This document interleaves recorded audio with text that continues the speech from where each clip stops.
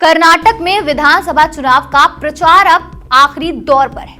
कांग्रेसी और बीजेपी यहां अपनी सत्ता कायम करने के लिए एड़ी चोटी का जोर लगा रही। पीएम मोदी यहां रोड शो कर रहे। सोनिया गांधी 4 साल के बाद रैली निकालती नजर आ रही।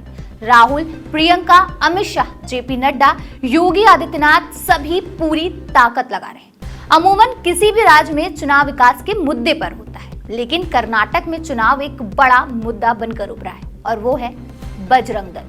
नमस्कार, मैं आमिना और आज मैं आपको बताऊंगी कि बजरंग दल आखिर कैसे कर्नाटक चुनाव में एक बड़ा सवाल बनकर आया। जी हाँ, बजरंग दल को लेकर एक बार फिर सिर्फ कर्नाटक ही नहीं बल्कि पूरे देश में कांग्रेस और बीजेपी में एक बड़ा विवाद छिड़ गया। और इसकी शुरुआत होती है कांग्रेस के उस मैनिफेस्टो से जो उसने कर्नाटक चुनाव के लिए जारी किया है।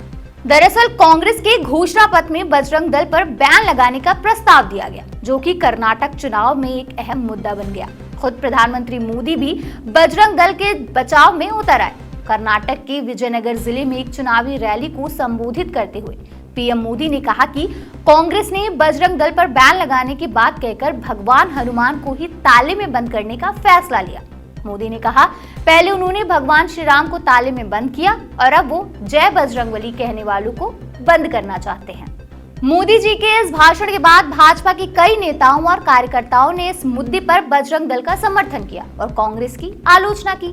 वहीं भाजपा नेता और कांग्रेस के पूर्व डिप्टी सीएम के.एस. ईश्वरप्पा ने कांग्रेस के प्रस्ताव का विरोध करते हुए कांग्रेस के घोषणा पत्र की एक प्रति को जला डाला।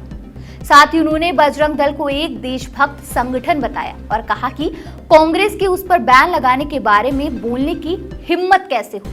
खैर, बची कुची कसर पूरी कर दी उत्तर प्रदेश के मुख्यमंत्री योगी आदित्यनाथ ने। उन्होंने कहा कि कांग्रेस अब बजरंग दल के पीछे पड़ी है क्योंकि वो देशभक्त लोगों के खिलाफ है और राष्ट्रवादी नीतियों को बनाए रखने वालों का मनोबल गिराने की कोशिश कर रही है। सीएम योगी ने जनसभा को संबोधित करते हुए कर्नाटका के लोगों से कांग्रेस को वोट न देने का आह्वान किया और कहा कि उसने बजरंग दल जैसे देशभक्त संगठनों पर प्रतिबंध लगाने का इरादा जताया है।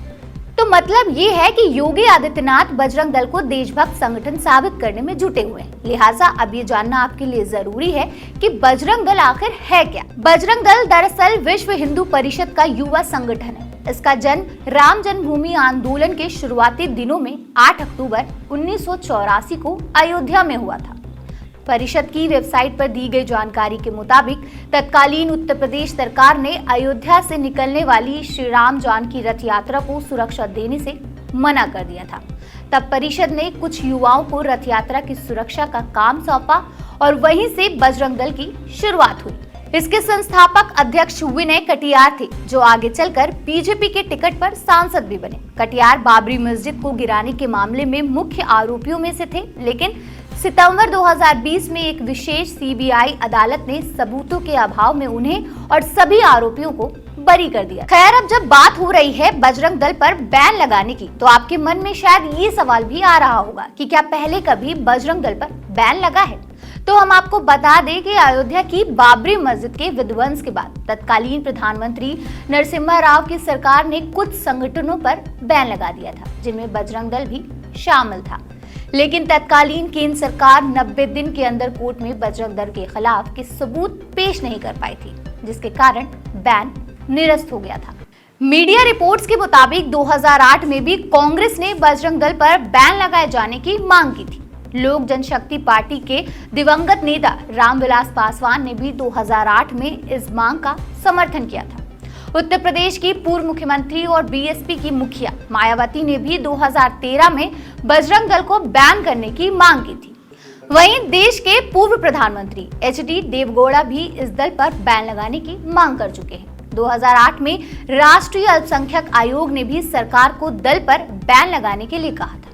हाँ, वो बात अलग है कि इन सब की बजरंग दल को बैन करने की मांग जाया हो गई, क्योंकि बजरंग दल के साथ देश के करोड़ों हिंदुओं की भावना जुड़ी हुई है। यही वजह है कि हमेशा इसे बैन करने की मांग की जाती रही है, लेकिन कोई भी सरकार इस पर बैन लगाने की आज तक हिम्मत नहीं जुटा पाई।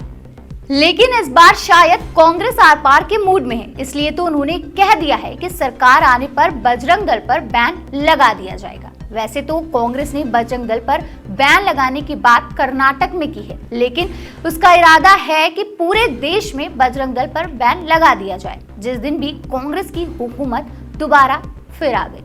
बहरहाल बजरंग दल पर बैन की बात करके कांग्रेस ने भाजपा को एक तरह से जीवन दान दे दिया। कांग्रेस ने अपने घोषणा पत्र में कहा है कि पीएफआई के साथ बजरंग दल पर भी बैन लगाएंगे, जबकि पीएफआई ऑलरेडी बैन है देश में।